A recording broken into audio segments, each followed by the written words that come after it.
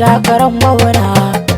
Dr. Dauda Lawan Gamjin Gusau a jam'iyyar PDP zamu. Salamu alaikum. Wai Ladidi kina ina ne tun ɗazu sai sallama nake ta yi. Wa alaikum salam mai gida. Wai lafiya naga ka shigo a firgice kamar mutanen ne suka koro ka haka? A Ladidi me ya kawo kuma zancen mutanen? Ai mu jihar Zamfara insha Allah ko kanmu ya zo ƙarshe. Tunda muka samu Dr. Dauda Lawan Gamjin Gusau a matsayin ɗan takarar gwamnatin jihar Zamfara.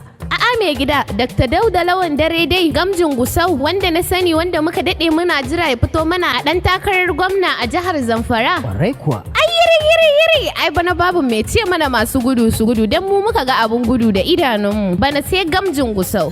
Daga tala Ladidi ba ma wannan ba. Wa'anya katukan zaben nan namu suna nan kuwa da muka tashi guje-gujen nan ba mu zubar da su ba. Mai gida, zubar da katukan zabe fa kace. Ai duk guje-gujen nan da muka yi suna nan a killace ka gansu nan. Alhamdulillah.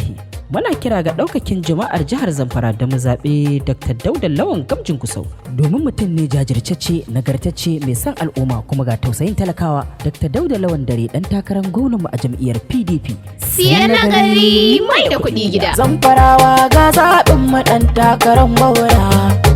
Dr. Dauda Lawan Gamjin Gusau a jam'iyyar PDP zamu.